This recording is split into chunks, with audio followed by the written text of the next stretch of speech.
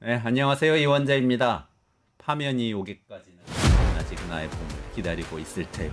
김영랑 시인의 시를 패러디 해봤습니다. 오늘 4월 3일 목요일인데요. 아직도 우리의 봄은 오지 않았고 다행히 내일 올 것 같아요. 네, 4월 4일 윤석열 대통령 탄핵심판 최종 선고일을 앞두고 뉴스토마토 뻗치기 특집 내란 속의 윤석열 탄핵 서울의 봄을 찾아서 1부 시작하도록 하겠습니다. 전예현 민주연구원 부원장님 그리고 김상일 시사평론가님 모시겠습니다. 안녕하세요. 어서 오세요. 네. 반갑습니다. 이 역사적인 순간에 같이 또 모시게 돼서 그렇습니다. 아마 오늘 국민들이 다 같은 마음이지 않을까요? 대통령 윤석열을 파면한다. 이 몇 글자에 너무나 간절히 기다릴 것 같은데 저는 사실 요즘에 꿈도 꿨어요.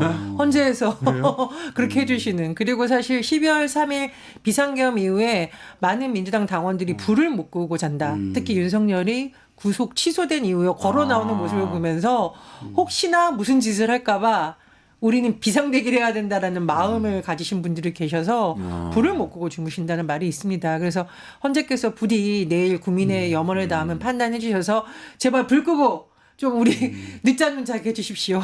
아니 근데- 꿈에 몇 대 몇 나왔어요. 꿈에 8대 0 나왔습니다. 그런데 뭐 염원을 받아서 그렇게 할 이유가 없죠. 법리와 헌법에 따라 당연히 이거는 뭐 인용이 되는 것이고요. 그리고 제가 뭐 나름 뭐 제 나름 열심히 취재를 해봐도 얘기를 하더라고요. 뭐 기각 결정문을 쓸 수가 없다. 법조인이라면은 기각 결정문 자체를 쓰기가 어렵다. 이렇게 얘기를 하기 때문에 기각은 불가능하다. 저는 이렇게 보기 때문에 뭐 염원을 담지 않더라도 그냥 법적 상식이 있는 사람이라면 뭐 당연한 결과다 이렇게 생각을 하고 맞습니다. 그리고 법관을 거의 평생 하신 분들이기 때문에 그걸 넘어서는 결정은 할 수 없을 것이다. 저는 이렇게 생각합니다. 그래서 사실 집회 나가면 재밌는 구호들, 기발한 기호들이 많은데 젊은 청년들이 갑자기 저한테 와서 살려주세요 이러거든요. 시민들이 네 그러면 대한민국 민주주의를 살려주세요. 그러니까 윤석열 파면이라는 것이 대통령 한 사람에 대한 파면이 아니라 대한민국 민주주의를 다시 세우느냐. 전 세계가 지켜보고 있다는 걸 상징적으로 담은 그런 것 같은데요. 하여간 뭐 염원이 아니라 너무 당연한 거라고 하는데 이 기간이 너무 길었기 때문에 많은 국민들이 속상해하셨을 것 같은데 내일 그 마음을 확 풀어주는 그런 결론이 났으면 좋겠습니다.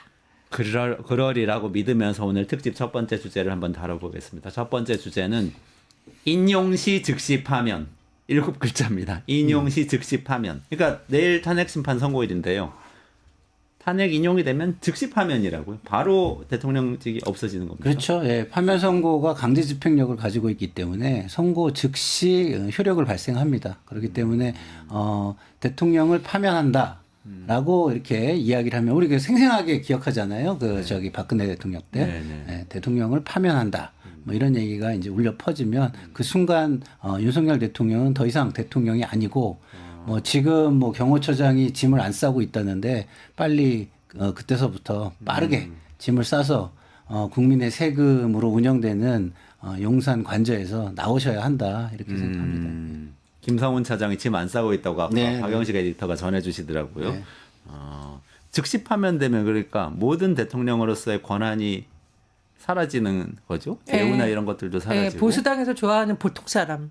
보통 사람이 보통 되는 사람. 겁니다. 근데 좀 우려되는 것이 있어요. 사실은 이런 헌재에서 판단을 내려주시기 전에 그나마 대통령 윤석이라는 호칭을 아직 쓰고 있을 때 승복 메시지를 내야 되는데 아직까지도 승복 메시지가 안 나오고 있고 네.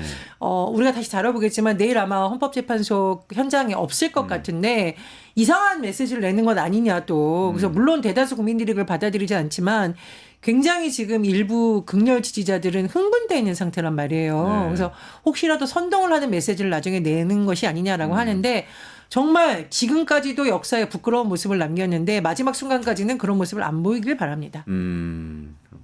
그게 좀 이거 너무 디테일한 궁금증인지 모르겠는데요. 이게 아까 평론가님 말씀하신 네. 파면한다라는 부분이 있고, 근데 쭉 읽잖아요. 박근혜 전 대통령 때도 보면 그래요. 정확하게 근데 대통령직이 없어지는 순간이 있을 거 아닙니까? 그게 다 읽은 다음에 주문을 하는 거죠. 그러니까 파면한다. 주문을 먼저 읽으면 주문을 읽는 순간에 파면이고요. 이렇게 설명을 이유를 쭉 설명한 다음에 마지막에 주문을 읽으면 마지막 그 낭독하는 순간에 파면이 되는 거고 그렇기 때문에 그 시계를 앞에 놓고 네. 거기에 시간을 다 적고 시간도 이야기하면서 이제 파면을 선고를 하죠. 아, 예, 예. 파면한다라고 말하는 시간이 즉시, 아예 네. 분초까지 딱 네, 있어야 되는 그 시점에 선고의 효력이 발생한다. 볼 수 있습니다. 아, 그렇군요. 결론은 이미 다 나와 있는 거죠, 이제. 뭐 이 시각이면. 뭐 사실상 나와 있다고 보면 되고요. 뭐 저는 뭐 언론 보도에서 뭐 판결이 이미 이루어졌다라고 얘기를 하고 있는데 저는 그렇다고 생각하지는 않아요. 네. 왜냐하면 결론이 내려졌기 때문에 사실상의 판결을 했다 이렇게 표현할 수는 있으나 판결이라는 건 마지막에 그 헌법재판 한 분 한 분에게 뭐 어떻게 뭐 결론을 냈냐 해가지고 다 물어봐서 한 사람씩 자기 의견을 얘기하고 마지막에 사인하는 절차까지 해야 끝나는 거거든요. 그래서 저는 뭐 사실상의 결론은 내려져 있다. 뭐 그거는 뭐 사실상의 결론이 내려진지는 저는 오래됐다고 생각하고요. 네. 지금 아스팔트의 열기가 너무 뜨거워지는 부분, 그 다음에 헌재가 마은혁 재판관 권한쟁의를 먼저 함으로써 보수 진영의 반발이 너무 강했잖아요. 네. 그 반발을 좀 무마하는 차원에서 다른 권한쟁의와 탄핵 심판들을 많이 했어요. 그래서 그 시간을 지낸 것, 이런 것들이 많이 걸려서 지연이 된 것이지 결론이 뭐 왔다 갔다 하고 뭐 교착이 되고 그래서 그렇다? 이런 거는 보수 진영에서 그쪽에 이제 유튜버들이 돈 벌어야 되잖아요. 돈 얼마나 많이 벌어요, 요새. 그러기 위해서 지어낸 말이고 그것이 또 정치권으로 왔다가 확증 편향적으로 확대 재생산되는 과정을 걸쳐서 퍼져 나간 것이다. 그런데 어쨌든 이게 지연이 되니까 우리 진영 쪽에서도 불안하잖아요. 불안하기 때문에 뭐 그 불안한 부분까지도 확실하게 다져야 되겠다라는 액션과 말 이런 것들이 나온 것이다. 저는 이렇게 봅니다. 그래서 사실상 뭐 저는 인용을 할 수밖에 없는 상황이라고 보고요. 네. 인용 외에는 기각은 없고 각하인데 각하도 문영배 헌법 소장께서 그 시나리오를 읽어 나가면서 하도 윤석열 피청구인 측에서 불만을 많이 제기하니까 이거 내가 내 맘대로 하는 거 아니에요. 시나리오 하나까지 평의해서 의결을 거쳐서 하는 겁니다라고 했잖아요. 네네. 그러면 한덕수 총리 때와 다르게 이거는 모든 건 평의해서 결정해서 하고 있기 때문에 각하도 사실은 쉽지 않다. 그렇기 때문에 저는 뭐 남은 건 인용뿐이 없다고 봅니다. 네.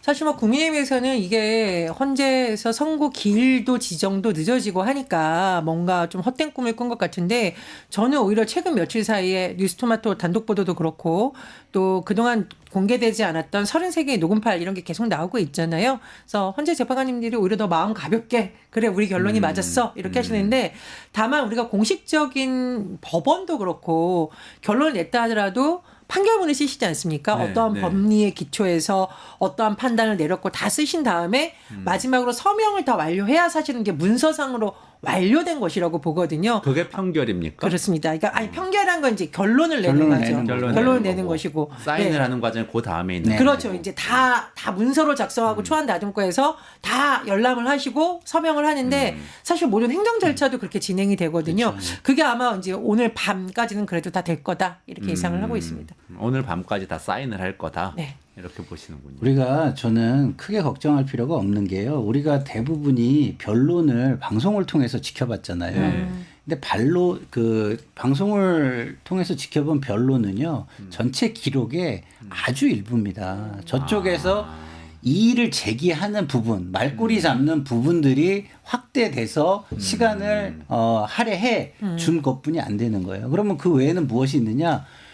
그 검찰과 경찰에서 증인들이 수많은 증인 참고인들이 진술한 진술 조서가 있어요. 네. 거기 보면은 가장 대표적인 게 곽종근 전 특전사령관의 진술입니다. 한 네. 번도 흔들린 적이 없고 그리고 부하들이나 뭐 조지호 경찰청장이라든가 다른 사람들의 진술이 강하게 그 또 증언을 뒷받침하는 진술들이 있습니다. 그것만 가지고도 저는 뭐 헌법재판관들이 이거는 뭐 아니다 뭐라는 기각 결정문을 쓰는 것 자체가 그리고 그 역사에 이름이 남는데 그런데 이름을 올리는 것 자체가 불가능하다고 보는 것이 전 맞다고 봅니다.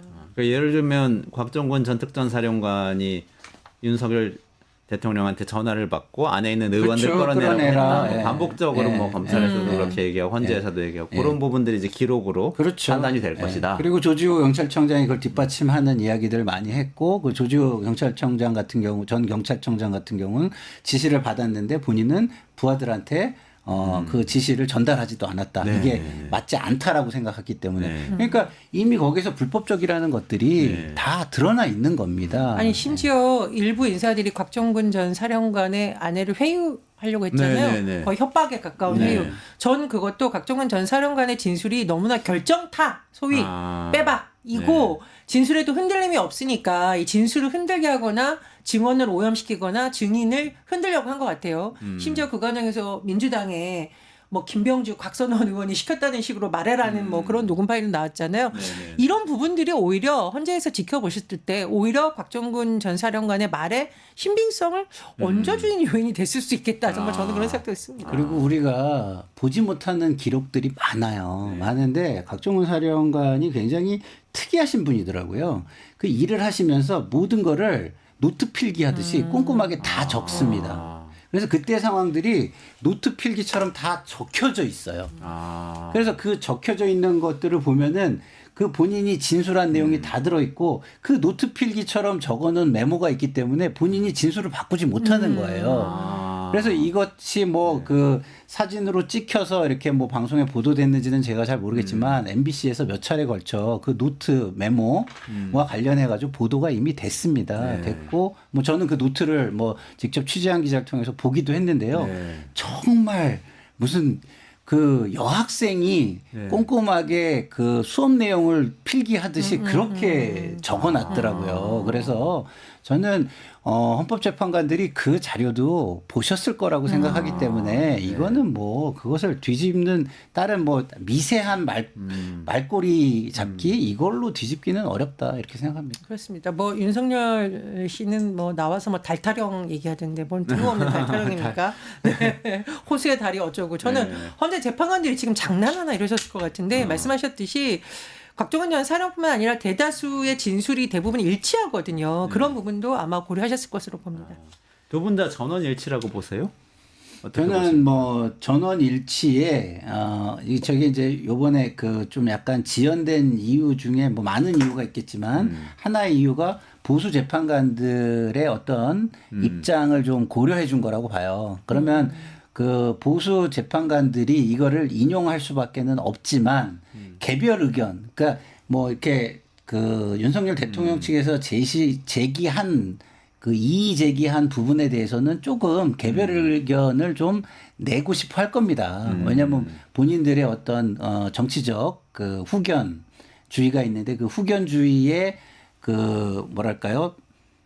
근거가 대통령 쪽이잖아요. 네, 그렇기 네, 네. 때문에 그런 개별 의견 이런 것들을 정리하는데 그래서 또 시간이 많이 걸렸을 것이다. 저는 이렇게 생각하기 때문에 전원일치, 만장일치는 안 될 것 같고요. 전원일치로 인용이 되지만 거기에 두세 사람의 개별 의견이 적시될 것이다. 이렇게 봅니다. 뭐 말씀하신 보수 진보 나눌 때에 누가 임명했느냐를 기준으로 말씀하시는 그렇죠. 건가요? 정치적 후견주의라는 것이 그것이죠. 어디서 추천했느냐라는 것이죠. 예. 근데 저는 약간 생각이 다른 것이 자꾸 만장일치 생각을 하는 것이 뉴스토마토 단독 보도를 보면 윤석열이 얼마나 새빨간 거짓말을 했느냐 전 국민을 상대로 그 국회에서 케이블 타이로 기자 그렇죠. 겁박한 거 말씀하시는 거잖아요. 네. 그러니까 이거는 언론에 대한 통제까지 시도를 했다라는 거고 이 케이블 타이가 사실상 뭐 문을 잠그려는 것이라는 취지에 말했던 거, 그 다음에 이게 약간 겁을 주기 위한 것이었던 것, 뭐 등등의 거짓말과 완전히 배치되는 겁니다. 그래서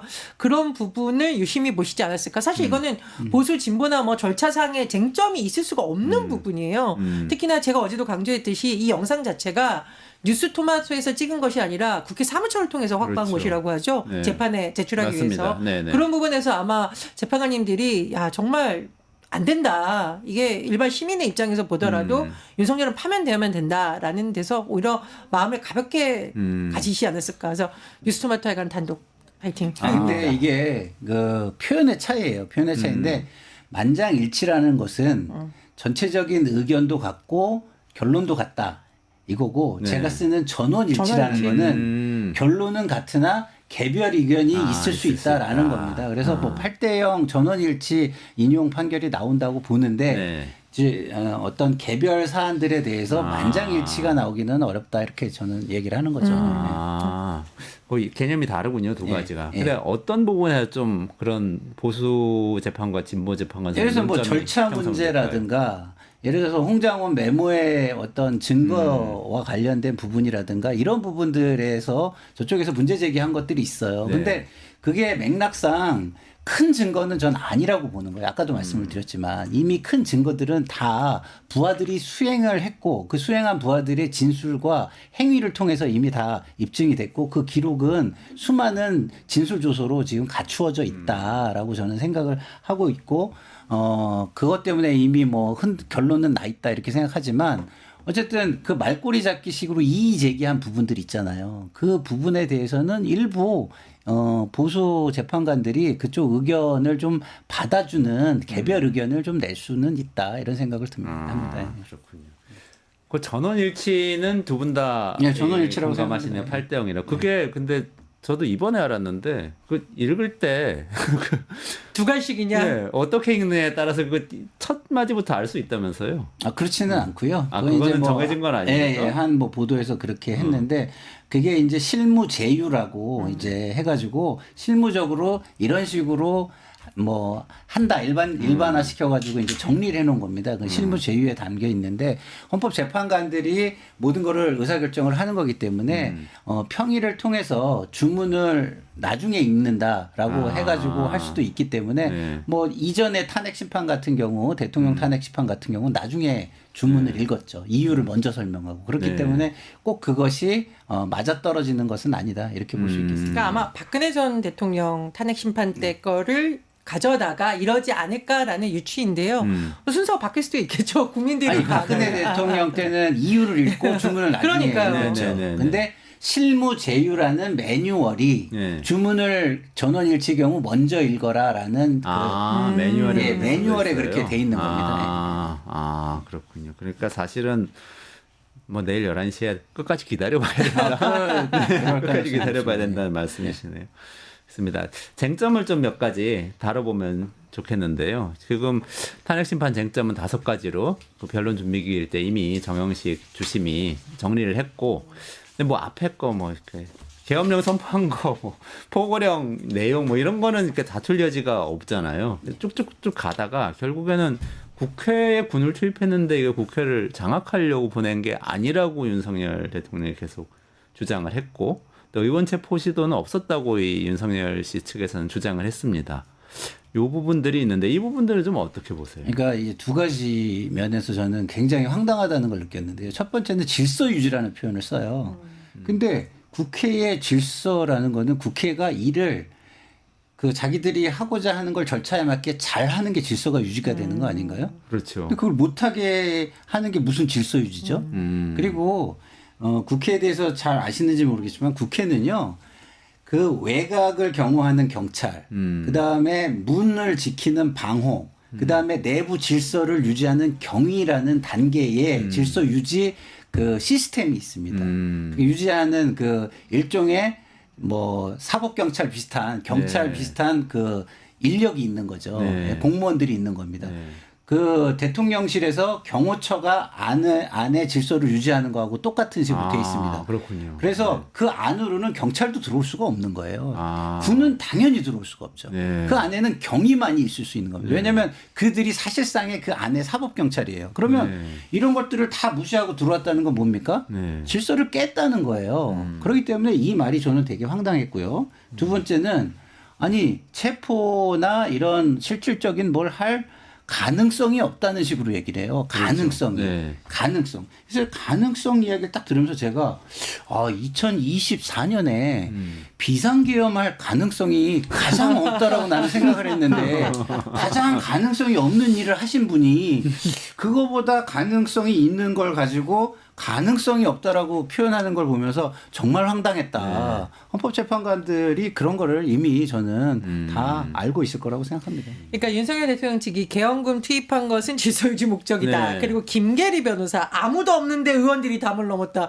이건 네. 무슨 말입니까? 그런데 이제 MBC에서 보도 나온 걸 보니까 검찰에서 이미 보고서를 만들어뒀는데 그 안에 민주당 의원들뿐만 아니라 국민의힘 의원들이 그 비상계엄이 된 이후에 단체 대화 방사한 내용이 검찰의 보고서에 담겨 있다는 거예요. 네네네. 그걸 보면은 한지아 의원은 군인들이 총을 갖고 진입했고 본청으로 들어오려 한다는 국회 내부 상황을 전파했고 우재진 의원은 담을 넘어서라도 와달라.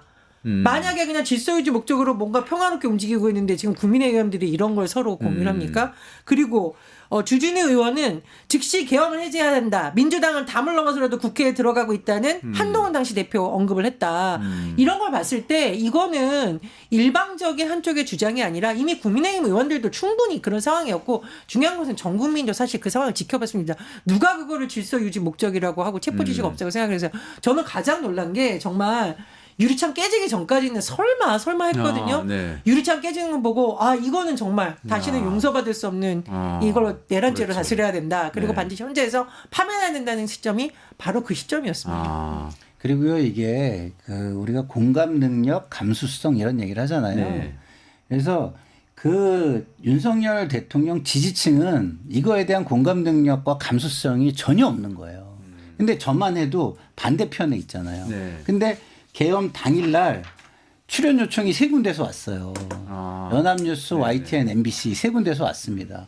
근데 가족들이 다 뭐라 그러냐면 너 나가서 뭐 이렇게 막 뭐랄까 이 시류에 맞춰가지고 이야기하는 스타일도 아닌데 너 그럼 계엄사에 잡혀가. 절대 방송 출연하지 마. 해제되기 전에 전화. 그렇죠. 예. 그래가지고 그 계엄 상황에서 제가 전화를 받으면서 제 신변의 위협을 느끼면서 정말 고민 끝에 그래 뭐 이게 내 운명이면 어쩔 수 없지 그러고 출연 결정을 하고 나가겠다고 했는데요.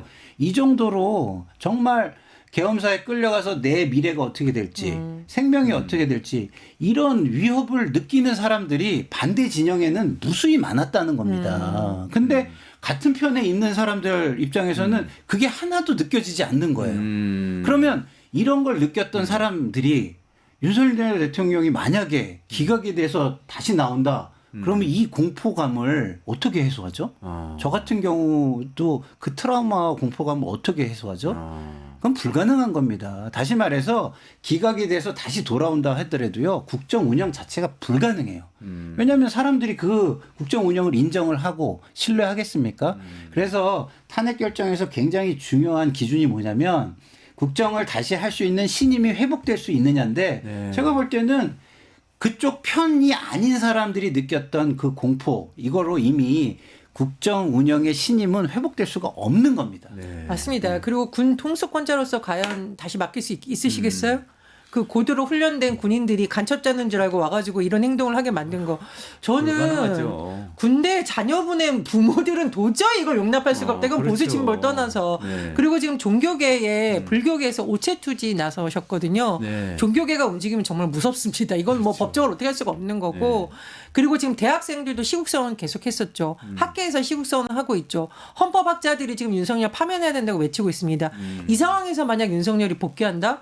저는 권영세 비대위원장이 도대체 무슨 근거로 이런 주장을 하는지 모르겠는데 본인들 살궁리 그 몇몇의 얘기를 가지고 지지층을 선동하는 거 너무 안타깝게 생각합니다. 그리고 다시 헌재의 판단과 관련해서 말씀을 드리자면 이미 곽종근 전 사령관을 비롯해서 대다수가 윤석열이 국회의원 끌어내라고 지시했다라고 증언을 하고 있습니다. 더 이상 이것을 부인하기는 어려운 상황이라고 봅니다. 그 밑에 그 실무 책임자인 조성현 단장이 또 네. 그것을 뒷받침하는 증언을 했고요. 네. 이렇게 그 일관된 증언이 있기 때문에 말씀하신 대로 그것이 헌법재판관들에겐 결정적인 증거로 보일 거다라고 생각하고 그다음에 이제 제가 말씀드린 국민 신임 이거는 네. 파면에 이를 정도의 중대성을 얘기하는 거예요.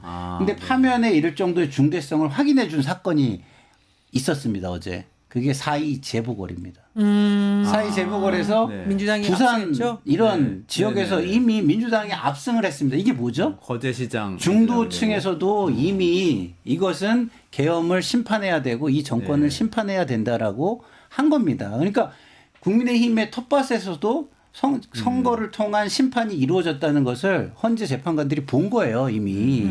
그러면 이거는 국민의 신임이라는 건 이미 물 건너갔구나라는 네. 걸 4월 2일로서 헌법재판관들이 이미 확인을 했다. 저는 이렇게 생각합니다. 그리고 저는 사실 이제 대구에 있는 분들한테 자주 여쭤보거든요. 아무래도 상대적으로 대구는 일반적인 평균 수치보다는 보수 성향 분들이 많은 것으로 알려져 있고 그러다 보니 여론조사에서 상대적으로 탄핵이 좀 기각되길 바라는 여론이 있을 수가 있습니다만 굉장히 바닥이 많이 바뀌었다는 얘기를 제가 많이 듣거든요. 심지어 보수인 분들이 우리 민주당 사람들이 윤석열 파면하라는데 슬쩍 와가지고 진짜 윤석열은 안 된다. 나라 망한다. 어르신들이 와서 이런 얘기를 한다라는 거예요. 네. 뭐 슬쩍 와서 음료수도 한 병 주고 가시고 이게 민심 아닐까요? 저는 헌재에서 그런 부분 잘 보시라고 생각합니다. 그리고 제가 국회에서 한 뭐 10수년 동안 경제 분야만 했거든요. 네네. 근데 그래서 지금 저는 좀 뭐 그 경제 단체 사람들, 공공기관 사람들을 많이 만나요. 네. 근데 그 사람들이 공공기관이니까 대통령에 대해서 뭐라고 하기 어렵잖아요. 네. 근데 사석에서 하는 얘기들은 대통령이 돌아왔을 때 경제를 다시 이렇게 다 같이 열심히 해가지고 일으킬 만한 네. 동력이 없다는 거예요. 우리나라 경제는 대통령이 돌아오면 우리나라 경제는 망하는 겁니다. 기본적으로. 예. 그래서 이거는 모든 경제 분야에 있는 모든 주체들도 지금은 대통령이 돌아와서는 안 된다라고 다 생각하고 있고 그런 것들이 뭐 다 누군가의 친인척이자 친구이자 뭐 아들이자 딸로 다 있지 않습니까? 네, 네. 근데 그 경제적인 요소가 가장 무서운 요소 중에 하나잖아요. 그렇죠. 그래서 그런 부분들이 저는 굉장히 많이 퍼져 있다라고 이미 생각하기 때문에 정말 나라가 경제적으로 아르헨티나급으로 추락하게 만들 생각이 아닌 이상은 절대 기각은 할 수 없다 이렇게 생각합니다. 기각은 할 수 없다. 돌아오더라도 통치가 불가능하다. 이런 네. 판단을 헌법재판관들도 당연히 했을 것이다.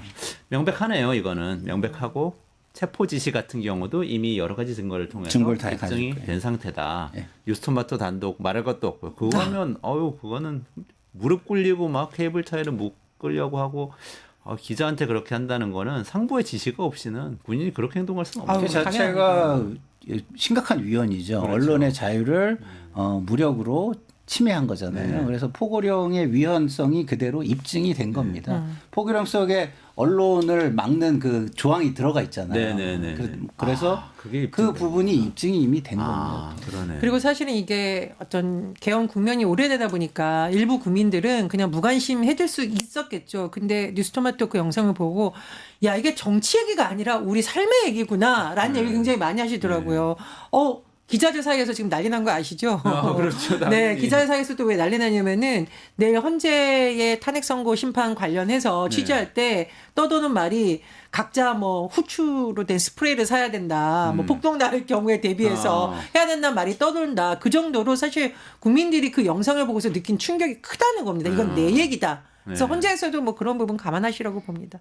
당연히 그렇겠죠. 그리고 아까 김상현 평론가님께서 이렇게 진영으로 나눠져 있는데 저쪽은 느끼지 못했더라도 우리는 그건 느낄 수 있다 못 이런 느끼죠. 말씀도 하셨는데 또 어떻게 보면은 한동훈 전 비대위원장은 자기 책에서 사실 본인이 그렇죠. 공포를 느꼈을 거예요. 체포 네. 제보를 그렇죠. 받았다는 거잖아요. 네가 체포 대상이다 이런 전화를 여권 고위 관계자한테 받았다는 건데 그러면 사실은 이거는 진영의 문제가 아니고 그럼요. 윤석열 대통령에 반대하거나 심기를 거스르는 모든 사람을 그쵸. 사실 다 잡아넣으려고 했다는 방증이 되는 거죠. 그래서 국민의힘 의원들이 너무 한심한 게 정당을 떠나서 본인들 국회의원이잖아요. 근데 지금 국회 문을 부수고 들어가고 의원들을 끌어내라는 지시를 했다라는 이런 증언들을 들으면서 오히려 피가 거꾸로 솟아야 되는 거 아닙니까? 그렇죠. 아니 소속 정당을 통해서 대한민국 국회의원으로서 이건 정말 화내고 같이 분노해야 되는 일 아닙니까? 근데 저렇게 탄핵 찬성한 의견은 뭐 소위 따돌리고 탈당하는 식으로 압박 줬다는 얘기 들리고 제가 누누이 얘기하는데 국민의힘이 분명히 이번에 또 뭐 무릎 꿇고 울고불고 할까 그게 아니라 아예 당명도 바꾸고 책임 있는 의원들은 정치 이제 은퇴하셔야 됩니다. 근데 여기서 우리가 진짜 심각하게 생각해야 되는 게요. 정치가 유튜브와 근본주의 종교 세력에 의해서 지금 잠식이 돼 있다는 거예요. 그렇죠. 네. 그래서 거리가 그 근본주의 종교 세력에 의해서 잠식이 되다 보니까 근본주의적으로 굉장히 흘러가고 있거든요. 그러니까 정치인들도 그거에 대한 두려움을 느끼고 눈치를 너무 많이 보는 상황이 와서 정치인들이 더 이상 리더가 아니라 팔로워가 됐어요. 그러면은 이 상황에서 사실은 정말 자기의 정치적인 철학과 소신과 헌신할 마음이 없는 정치인들은 정치인 역할을 이제는 할 수 없는 상황. 다시 말해서 정치가 사라진 상황이 계속 반복될 수 있다라는 겁니다. 그래서 제가 좀 최근에 개인적으로 페이스북에 글을 많이 썼는데 이 종교적 근본주의의 위험성 그리고 거기에서 그 확증 편향을 하고 그런 것들을 확산시키는 유튜버들의 어떤 비즈니스. 이게 유튜버들은 이게 대기실에서 나도 그렇게 생각 안 해. 이래도 유튜버 나가면 너무 과격한 말로 그렇다는 식으로 얘기를 하는데 네. 그래서 왜 그래? 그러면은 금액이 달라. 금액이 달라. 이게 이렇게 얘기하면은 1억이고 이렇게 얘기 안 하면 3천만 원이야. 이렇게 얘기를 합니다. 그러니까 지금 유튜버들의 폐해와 그리고 종교적인 어떤 힘을 가지고 정치적인 영향력을 행사하려는 정말 사이비 종교에 가까운 네. 사람들이 정말 정치를 망치고 있고 잘못하면 이렇게 되면 중세 암흑기가 올 수도 있다 이런 생각이 들어요. 내일 빨리 마무리하고 그다음에 정리를 잘 해나가야 될 텐데요. 지금 일단 정리해 주신 게 어쨌든 체포 지시도 있었던 것이 다 입증이 된 상태이고 그리고 포고령이 사실 이 포고령 웃으면서 이게 실행되겠냐라고 김용현 전 장관하고 얘기했었다는 윤석열 대통령의 이야기가 있었는데 실제로 뉴스토마토 단독 기사에 따르면 집행되고 있었다는 거잖아요. 그렇죠. 김상현 평론가님께서 잘 짚어주셨는데 그 두 가지는 명확하고 국무회의 이슈는 어떻게 보세요? 그러니까 국무회의를 제대로 안 했다라는 식으로 여러 사람이 지금 얘기를 하고 있죠. 그런데 사실 이게 일반 조그만 행정 단위에서도 회의록을 다 작성하고 열람한 다음에 사인을 하거나 이런 절차를 보통 다 거치거든요. 근데 이렇게 엄중한 개헌과 관련된 건데 시간이 지금 언론 보도에 보면 5분이었다라고 하고 네. 중요한 거 회의록도 없더라고 해요. 네. 그럼 이게 제대로 진행이 된 건지 아니면 윤석열이 몇 명 모아놓고 개헌할 거야 하다가 그냥 끝나버린 건지 졸속이잖아요. 네. 그러니까 절차적인 과정에 있어 상당히 문제점이 있다라고 볼 수밖에 없는 거고요. 제가 보기에 평소에 윤석열 스타일이라던가 우리 국무위원들의 스타일을 봤을 때 정말로 회의를 한 건지 아니면은 찍소리도 못하고 나온 건지 저는 솔직히 좀 의심스럽습니다. 근데 국무회의는요 이미 한덕수 전 권한대행의 탄핵 기각으로 이거는 불법적인 국무회의였지 합법적이지 않았다는 게 이미 헌재에서 판결이 난 겁니다. 네. 그러면 그 국무회의가 합법적이지 않았다는 거는 반대로 윤석열 대통령한테 적용을 하면 어떻게 되죠? 요건을 갖추지 못한 비상계엄을 했다. 이렇게 되는 겁니다. 그러니까 한덕수도 이렇게 얘기를 했잖아요. 실체적인 흠결이 있었다고 생각한다. 네네. 글쎄 이게 본인이 빠져나가려고 하는 것 같진 않아요. 제가 보니까 실제로 그렇게 생각한 것 같고 최상목도 국무회의라고 생각하지 않는다. 조태열 회의 자체가 없었다고 생각한다. 이건 국무위원들이 다 이렇게 얘기하는 거니까요. 반론의 여지가 별로 없다고. 그리고 봅니다. 그거 가지고 결론도 냈잖아요. 탄핵 사유가 안 된다. 네. 국무회의가 합법적이지 않았다. 그렇죠. 그렇다라고 볼 수 있는 증거가 부족하다. 그러니까 얘기한 거죠. 내란에 가담 안 했다는 얘기를 하면서 그렇죠. 국무회의 예. 적극적으로 한 게 아니니까 아니니까. 가담한 게 아니다. 예. 국무회의가 안 됐다는 안 얘기니까 됐다는 얘기입니다. 예. 이거 탄핵 사유가 되겠네요. 아까 요 앞 코너에서 류혁 전 법무부 감찰관 모셨었거든요. 여기 말씀 나누는데 질문을 좀 이렇게 드렸는데 본인이 헌법재판관이라면은 한덕수 총리 권한대행 탄핵 심판 때 어떻게 했을 것 같냐 하니까 정계선 재판관보다 더 강력한 인용 의견을 썼을 텐데 그것도 자기가 보기엔 상식선 안에 부합하는 건데 그게 뭐냐면은 이런 거예요. 한덕수라는 사람이 그 당시에 국무회의를 소집하는 총리였단 말이죠. 대통령이 계엄령을 선포하기 위해서 국무회의를 소집하겠다고 했을 때 무슨 수를 써서라도 그걸 막지 않으면 탄핵 사유가 된다는 게 본인의 판단이라는 거예요. 그러니까 그냥 소극적으로 국무회의 소집해서 설득해 보려고 했습니다. 이게 아니고 전원 사퇴를 한다든지 아니면 정말 물리력으로 막는다라든지 이런 적극적인 행위가 없고서는 그렇지 않고서 그런 게 없고서는 이게 탄핵을 면하기가 사실 어렵다고 본다 이런 얘기까지 하더라고요. 이게 이제 두 가지인 겁니다. 이제 법리적인 부분은 당연히 위법하고 맞지 않은 공무원으로서 윤리에 맞지 않는 행위를 한 거예요. 그런데 그것이 얼마나 중대하냐를 보는 차원이 좀 그 헌법 재판관들마다 성향이 다른 거예요. 그래서 이게 유혁 재판관 전 재판관님 같은 경우는 이게 역사적인 교훈으로 확실하게 세워야 이런 일은 반복되지 않는다 이런 생각이 강하신 거기 때문에 저는 거기에 뭐 100% 동의를 하고요. 그렇지만 그렇지 않은 성향의 재판관들도 있기 때문에 기각이 나온 것이다 이렇게 보시면 될 것 같습니다. 근데 저는 그때 왜 탄핵해야 된다라는 그 결정문을 몇 번이나 읽으면서 이게 정말 국민의 법상식에 맞는다라고 생각을 하는 게 예를 들면은 여야 합의인 척 말했지만 사실은 소수 여당이 원하는 바로 하는 듯한 모습을 보였다라던가 이런 점 지적하시는 거 그런 점이 굉장히 마음에 와닿았어요. 그러니까 우리가 뭐 지금 너무 이제 복잡한 상황에서 굉장히 전문가들이 나와서 법리를 얘기하는데 그냥 일반 국민의 입장에서 보기에는 한덕수가 정말 대통령 권한 대행이고 그리고 예전에 총리로서 국가의 어떤 한 축으로서 역할을 했다라고 보고 있을까요? 심지어 여당 내에서조차 우리 입맛에 맞게 움직인다고 보지 않았을까? 그래서 저는 그렇죠. 법리적인 부분보다는 그 부분을 딱 지적하신 부분이 굉장히 마음에 와닿습니다.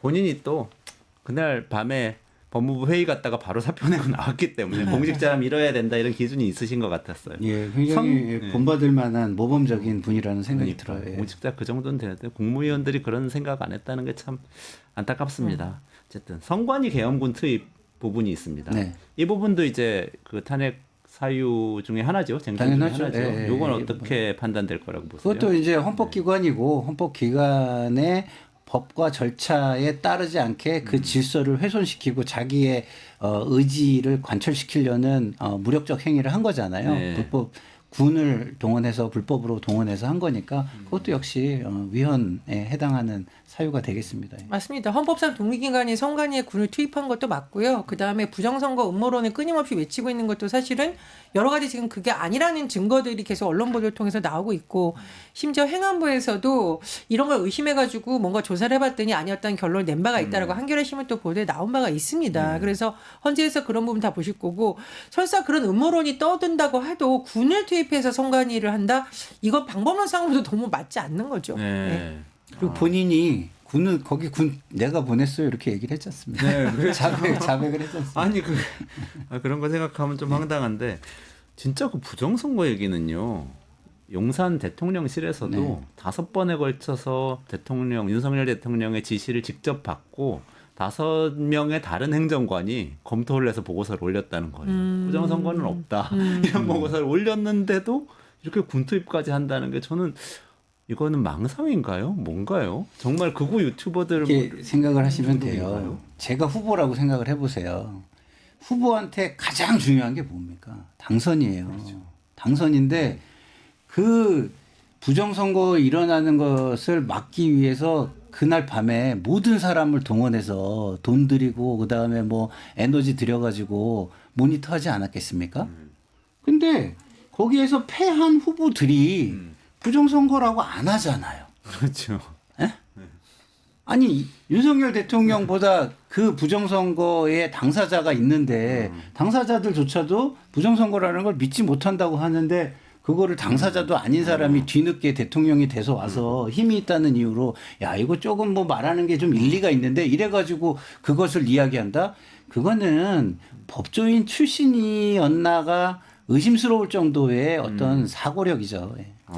그 선관위 관계자들이 국회에 와서 여러 번 증언을 했잖아요. 부정선거 말도 안 된다는 식으로. 만약 그 사람들이 국회에서 거짓말한다면 정말 처벌받을 거고요. 근데 그분들이 구조를 잃을 뿐더러 없을 뿐더러 제가 말씀드렸듯이 행안부 차원에서도 뭔가 여러 가지 작업이 있었단 말이에요. 그런데도 못 믿는다? 제가 보기에 이건 정말 심각한 망상 수준이라고 보고 제가 보기에는 그 청와대 어떤 사람이 얘기를 해도 본인이 믿는 바에 대해서는 이게 흔들리지 않는 정말 확신범이라는 표현이 나오는데 그런 것 같기도 하고 한편으로는 김건희 씨도 상당히 극우 유튜버의 팬인 것으로 알려져 있는데 김건희 씨랑 맨날 그 유튜브 보면서 본인들이 예를 들면은 여러 번 선거에서 문제가 있었던 것을 그래 이건 내 잘못이 아니야. 내가 국정 운영을 잘못해서 진 게 아니라 부정선거 때문이라도 믿고 싶은 이 확신 편향이 심해진 결과라고 봅니다. 그렇군요. 법조인 체포 이슈가 남았는데요. 요거는 전 부원장님께 여쭤보겠습니다. 그러니까 뭐 김동연 판사, 김명수 전 대법원장, 뭐 권순일 전 대법원장 이런 식으로 그냥 뭉뚱그려 나온 게 아니라 굉장히 구체적인 이름이 지금 여러 증인들 통해서 나온 거거든요. 이건 지어낼 수가 없는 겁니다. 이렇게 구체적으로 하려면 정말 지시를 받아서 메모를 했다라고 볼 수밖에 없는 거고요. 저는 윤석열 씨 자체가 상권 분립의 개념이 아예 없다라고 봅니다. 그러니까 예전에 왜 판사 사찰 논란 돼가지고 징계 좀 논란이 된 바 있었죠. 네네네네네. 그때부터 검사가 최고고 나머지는 다 우리가 어떻게 통제할 수 있다 이런 생각을 가졌던 것이 여전히 대통령이 뒤인데도 생각이 안 바뀌었다고 보고요. 예를 들면은 국회에 오지 않는 거, 야당이 뭐 박수 한번 뭐 안 쳐주더라 이런 생각 자체가 국민의 대의 기관인 국회를 존중하거나 사법부를 존중하거나 이런 것에 대해서 전혀 개념이 없다. 헌법기관인 선관위까지도 내가 털면 먼저 뭔가 문제가 있으니까 다 나올 것이다. 이런 망상이라고 드는데 생각이 드는데 저는 정말 헌재에서 이런 부분도 다 판단하셔가지고 제가 요즘 맨날 꿈꾸고 있는 8대0 결론 내실 거라고 간절히 생각을 해봅니다. 아니 이게 그러니까 윤석열 대통령의 사고방식은 이런 것 같아요. 계속 주장하는 게 대통령은 비상대권을 뭔가 주장할 수 있다. 그리고 계엄령 선포라는 건 굉장히 고급의 정치적 판단, 고도의 정치적 판단이기 때문에 대통령이 통수권자로서 할 수 있는 거다. 이런 얘기들을 이제 한단 말이죠. 그거는 좀 개념이 다른 것 같은 거예요. 그러니까 이게 우리는 지금 말씀하신 대로 입법, 사법, 행정이 각각 나눠져 있고 삼권 분립이고 헌법재판소, 선관위 따로따로 다 헌법기관이고 서로는 침해하지 않으면서 견제와 균형으로 이 나라는 운영되고 있다고 믿는데 이분은 계속 대통령 그 꼭대기에 있다고 생각을 하는 것 같단 말이죠. 그러니까 야당이 계속 뭐 국무위원들을 탄핵하고 누굴 탄핵한다. 그다음에 뭐 심지어 뭐 야당 의원들이 박수도 안 쳐준다. 이런 생각 자체가 내가 이렇게 우월한데 왜 날 안 떠받드느냐. 내가 왕이다라는 생각이 갖지 않는 이상 어떻게 국회에 대해서 이런 발언을 하고 이런 행동을 하는지 전 이해가 안 가고요. 그 옆에 있는 사람들도 비슷하다. 정진석 비서실장이 그랬지 않습니까? 본인이 대통령께 국회 가지 말라고 건의했다는 식으로. 그래서 윤석열 자체가 국가 지도자로서 능력이 없는 것도 있고 사실은 법조인 출신이지만 상권분립에 대한 개념을 전혀 갖지 못했다. 저는 이런 생각이 듭니다. 아, 지금 또 그 우리 한준호 민주당 의원 전화 연결을 저희가 시도하고 있는데요. 한준호 의원님 연결돼 계세요? 안녕하세요. 네, 의원님. 안녕하세요. 아, 네네. 지금 네 집회 현장에 계신 네네. 거죠? 잘 들리세요? 네, 집회 현장에 있습니다. 아, 네네네. 아이고 고생 많으십니다. 네, 잘 들립니다. 네. 한 의원님, 그 현장 분위기 좀 어떠세요 아닙니다. 오늘은? 네. 네. 오늘 좀 쌀쌀한 날씨인데도 뭐 직장도 마치고 또 주변에서 많이 오시고 지역에서도 많이 올라오셔서 네, 내일 탄핵 인용에 대한 윤석열 파면에 대한 기대감이 좀 굉장히 높아져 있는 것 같습니다. 다들 낙관하는 분위기신가요? 어떠세요? 여론조사 보니까 3분의 1 정도는 또 기각될 거라고 답을 하셔서 좀 걱정도 네. 있는데요. 저희가 아무래도 여러 가지 일들을 당하면서 그 불안감들이 좀 있긴 한데요. 저희가 객관적으로 봐도 사실 기각이나 각하가 되기 상당히 어려운 부분이 있어서 지금 현장에 나오신 분들은 내일 8대0 만장일치로 반드시 파면될 것이다 이렇게 좀 믿고 계시는 것 같습니다. 한준호 의원님 개인적으로는 어떻게 판단하십니까? 저도 물론 기각 결정문 자체가 쓰기가 불가능하다라고 생각하고 있고 헌법재판소가 우리 87 민주화 운동 이후에 대통령 직선제와 함께 태어난 것이라 이 재판관들 8명 전부 여기에 대해서 사명감을 가지고 있을 것이라고 저는 믿고 있고요. 반드시 8대0으로 인용이 될 것이다 이렇게 생각하고 있습니다. 그렇게 생각하시거든요. 네, 뭐 어떤 분들은 사실 많은 분들이 네. 이게 평의가 너무 늦어지고 결정이 늦어지다 보니까 네. 어떤 분들이 지금 이견이 있는 거 아니냐고 그러면서 특정 몇 분 재판관들, 특히 보수적인 재판관들이 다른 생각하고 있는 거 아닌가? 캐스팅 네. 보트가 그쪽에 있는 거 아닌가? 이런 생각하시는 것 같아요. 그런 우려는 없습니까? 네네 물론 그럴 수 있죠. 사실 저희도 이제 그런 부분에 대한 우려들을 가지고 있었는데 이번 4월 1일에 이제 4월 4일 선고 일자가 결정되고 나서 저희가 당내에 있는 여러 이제 법률가들과 함께 모여서 추론을 좀 해봤습니다. 그랬더니 저희가 생각한 이제 합리적인 추론은 이런 거예요. 이재명 대표의 공직선거법 2심 재판이 있었던 26일은 넘겨야 된다가 아마도 내부적으로 합의가 돼 있지 않았을까. 두 번째는 4월 정도에 선고를 하기 위해서 물론 이제 8대 0에 대한 인용 부분에 대해서는 내부적 합의가 있었을 것이고 그리고 나서 4월 1일 기점으로 해서 저희가 원내대표단에서 마은혁 재판관에 대한 임명을 하지 않으면은 한덕수 총리에 대한 탄핵을 진행하겠다라는 부분이 아마도 헌재에서 본인들이 가지고 있던 시각보다 좀 더 4월 4일까지 앞당기는 계기가 되지 않았을까 이렇게 합리적 추론을 하고 있습니다. 때문에 저희 같은 경우에는 헌법재판관들의 정치적 성향이라든지 이런 부분들이 고려하기보다 이분들이 합리적 판단을 통해서 8대 0에 대한 것들은 이미 합의가 돼 있을 것이다 이렇게 판단하고 있는 것이죠. 낙관하고 계시군요. 그 집회 분위기도 보니까 뭐 아주 좋은 것 같아요. 의원님 여기까지 인터뷰 진행해야 될 것 같은데요. 그 힘내시고 내일 또 선고 순간에 기쁜 소식이 들려오기를 같이 좀 기원해 주시면 좋겠습니다. 고맙습니다. 네, 고맙습니다. 네, 고맙습니다. 스튜디오로 다시 돌아와서 전혜연 부원장님하고 같이 말씀 나눠보겠습니다. 집회 현장 분위기 굉장히 좋다고 한 의원 얘기하네요. 네. 시민들이 아마 그래도 내일이면은 민주주의가 쓰러졌다가 다시 일어날 거다라는 희망을 많이 갖고 계신 것 같고요. 제가 요즘 주경 야독이 아니라 뭐라고 해야 되나요? 주방야집입니다. 낮에 방송 끝나고 밤에 이제 집회 현장에 네. 거의 매일 가고 있는데 가보면 이건 정말 시키도 이렇게는 못한다는 생각이 듭니다. 그리고 뭐 예를 들면 저희 이제 당에서는 막 부산, 울산 이런 데서 올라오신 분들은 2박 3일 동안 노숙하시는 분들도 있어요. 그래서 은박지 감고 계신 분들도 있고 아직까지도 한쪽에선 단식하시는 분들도 있고 제가 보니까 제가 그 얘기 한번 들었는데 플룻을 가지고 나오신 분이 대한민국은 민주공화국이라는 노래를 플룻으로 불기도 하고 그러니까 본인들이 할 수 있는 방법 우리가 지치지 않았다는 걸 보여주는 방법으로 다 같이 이 집회를 이끌어가고 계신 겁니다. 그래서 내일 만약에 대통령 윤석열이 파면된다면 그건 정말 모든 국민의 승리이고 우리 국민들이 이 무너져가는 민주주의를 다시 세운 날이다. 저는 이렇게 좀 부르고 싶습니다. 그래서 저도 집회 현장에 이렇게 나갔을 때 진짜 막 눈물 날 것 같은 때가 있었는데 그게 뭐냐면 깃발을 막 펄럭했는데 거기에 뭐라고 써 있냐면 대한민국 정상 영업합니다.